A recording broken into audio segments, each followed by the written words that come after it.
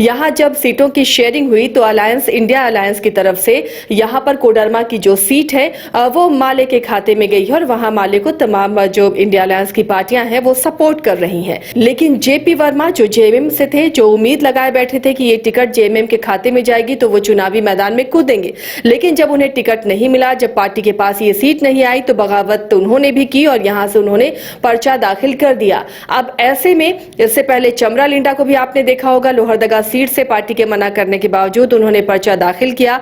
ये कहा जाने लगा कि उन्हें मना लिया जाएगा, लेकिन चमरा लिंडा नहीं माने और पार्टी ने कार्रवाई की, उन्हें निलंबित किया गया।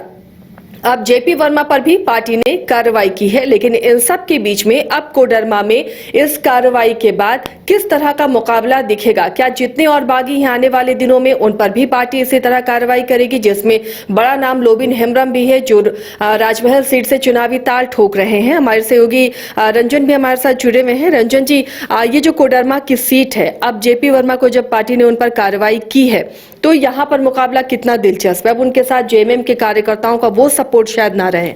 देखिए, मुकाबला कोडरमा में दिलचस्प होने जा रहा है, लेकिन ये भी कम दिलचस्प नहीं है कि जो झारखंड में चुनाव हो रहे हैं उसमें जेएमएम की ओर से बागी प्रत्याशियों की संख्या जो है वो ज्यादा दिख रही है। और इसकी क्या वजह है? मुझे लगता है कि जेएमएम को इस पर सोचना चाहिए कि क्या पार्टी के जीतने की संभावना अधिक थी, इस वजह से उसके प्रत्याशी जो है वो लड़ना चाहते थे, या फिर वहां अनुशासन की कुछ समस्या जो है एक वो वजह ये भी कि हेमंत सोरेन जेल में है तो ये अनुशासनहीनता दिख रही है। ये एक बड़ी वजह है कि जब हेमंत सोरेन अगर बाहर होते, इससे पहले भी मैंने कई कार्यक्रमों में कहा है कि हेमंत सोरेन के नहीं होने से जो अनुशासनहीनता है वो थोड़ी बढ़ रही है। देखिए, जेपी वर्मा जो है वो कोडरमा से लोकसभा का चुनाव लड़ना चाहते थे और ये बात किसी से छिपी नहीं है। उन्होंने इस मामले में कल्पना सोरेन से भी रांची में मुलाकात की थी,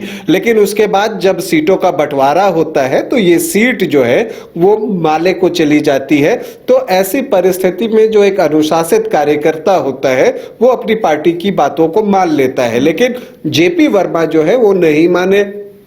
इसी तरह से खूंटी में बसंत कुमार लोंगा नहीं माने तो लोहरदगा में चमरा लिंडा नहीं माने, और वहां पर अगर राजमहल में देखें तो लोबिन हेम्ब्रम भी नहीं माने हैं। तो कार्रवाई का भी जो आप देखिएगा तरीका, तो बसंत कुमार लोंगा को निष्कासित किया गया, जबकि आपको चमरा लिंडा को निलंबित किया गया। तो एक बात जो दोनों में थी, और जब हम लोग कार्यक्रम कर रहे थे तो हमने ये कहा कि चमरा लिंडा को इसलिए निष्कासित नहीं किया गया क्योंकि वो वर्तमान विधायक हैं। तो ऐसी परिस्थिति में पार्टी ने सोचा कि विधानसभा में व्हिप उन पर जो है वो लागू नहीं होगा अगर उन्हें निष्कासित कर दिया जाए, तो इसी वजह से उन्हें निलंबित किया गया। लेकिन जब बसंत कुमार लोंगा को निष्कासित किया गया तो जेपी वर्मा को निष्कासित क्यों नहीं किया गया, यह समझना थोड़ा मुश्किल है। और इसलिए भी मुश्किल है क्योंकि जेपी वर्मा अभी विधायक नहीं है। आपको यह भी बता दूं कि जेपी वर्मा जो है गांडे विधानसभा से विधायक रह चुके हैं। 2014 में बीजेपी के टिकट पर वो चुनाव जीते थे और 2019 में सरफराज अहमद ने उन्हें पराजित किया था, और उसके बाद वो कोडरमा में लोकसभा चुनाव लड़ने के इरादे से जेएमएम में शामिल हुए थे। तो क्या ये भी वजह है कि उन्हें निष्कासित नहीं किया गया क्योंकि गांडे उपचुनाव लड़ रही कल्पना सोरेन, ऐसे में वो वहां के विधायक भी रह चुके हैं एक समय में, तो उनका सपोर्ट, उनके कार्यकर्ता, उनका समर्थन वहां चाहिए? यहाँ दिखता तो यही है, क्योंकि अगर बसंत कुमार लोंगा निष्कासित हो सकते हैं तो उस क्राइटेरिया में अगर आप देखिए तो जेपी वर्मा भी उसी क्राइटेरिया में आते हैं, तो कोई ना कोई बात तो रही होगी। और चूंकि गांडे से खुद कल्पना सोरेन चुनाव लड़ रही हैं तो इसे जोड़कर देखा जाएगा। 3 जेएमएम के बागियों पर कार्रवाई हुई है, चौथा नंबर है, बड़ा नाम है लोबिन हेम्ब्रम। अब उन पर भी कार्रवाई का इंतजार, क्योंकि पार्टी लगातार अपने गठबंधन में सब कुछ ठीक रहे, गठबंधन धर्म का पालन करते हुए ऐसे बागियों पर कार्रवाई कर रही है, तो लोबिन पर कब? देखिए, लोबिन पर भी कार्रवाई होगी ये अब तय है।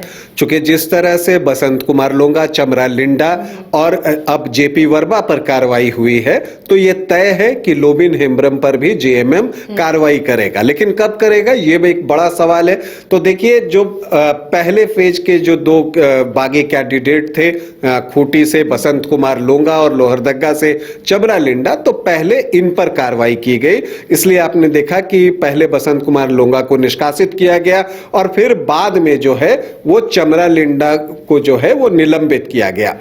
अब कोडरमा में सेकंड फेज में इलेक्शन है, तो सेकंड फेज का फैसला अब लिया गया है। तो जो 20 मई को कोडरमा में चुनाव होने वाले हैं, तो इसीलिए अब जाकर चूंकि 11 तारीख जो है 11 मई हो गया, तो सेकंड फेज के बारे में जो है वो फैसला लिया गया है कि चलिए अब जो है जेपी वर्मा पर कार्रवाई हुई और जेएमएम ने उन्हें भी निलंबित कर दिया।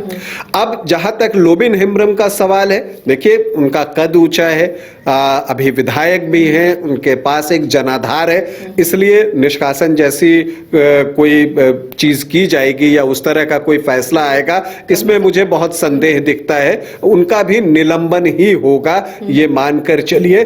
और मुझे लगता है कि चूंकि वहां चौथे चरण में चुनाव है और जो नाम वापसी की तारीख है वो 17 मई है, तो 17 मई तक तो जेएमएम इंतजार करेगा, इसकी संभावना है, क्योंकि इस प्रत्याशा में कि शायद वो अपना नाम वापस ले लें। अभी समझाने बुझाने का काम चलता है, मान मनोवल होती है कि आप मान जाएं, तो अब ये सारी चीजें चल रही होंगी पर्दे के पीछे।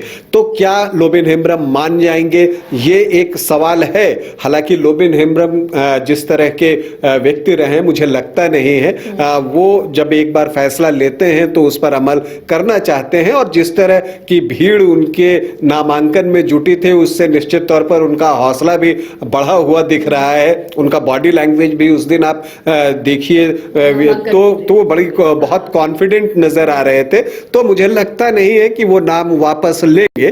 तो जब वो नाम वापस नहीं लेंगे तो 17 तारीख के बाद, चूंकि 1 जून को जो है वो राजमहल में वोटिंग है, तो उसके बाद मुझे लगता है कि 17 के बाद कभी भी फैसला आ सकता है। अब वो 18 आए, 19 आए या इसी के जैसा 20-21 तक आए, जैसा कि अभी कोडरमा के मामले में आया है, जेपी वर्मा के मामले में आया है, लेकिन कार्रवाई होगी। एलीट इंस्टीट्यूट, अगर आपके अंदर चाह है तो एलीट आपकी राह है। आईआईटी हो या मेडिकल, आप चाहते हैं अपने आप को उत्कृष्ट दिखाना, आप चाहते हैं खुद को एक आईआईटीएन के रूप में दिखना या मेडिकल के क्षेत्र में आगे बढ़ना, तो एलीट आपके लिए बहुत बड़ी ताकत के साथ आपके सामने है। आइए, खुलिए, बढ़िए, पहुंचिए। Elite institute. घर के लिए ग्रोसरीज की जरूरत हो या चाहिए फल और सब्जी, डेयरी या बेकरी प्रोडक्ट्स चाहिए या beverages, snacks and branded foods चाहिए हो या ब्यूटी प्रोडक्ट्स, अब इनके लिए अलग अलग दुकानों की तलाश हुई खत्म, क्योंकि रांची में खुल गया है केस्टो मार्ट, जो रखे आपका और आपके बजट का ख्याल। हर सामान पर 5% की छूट, होम डिलीवरी की सुविधा भी। आज ही पधारें। Kesto mart, one stop solution for every customer's requirements. Call 9153989339.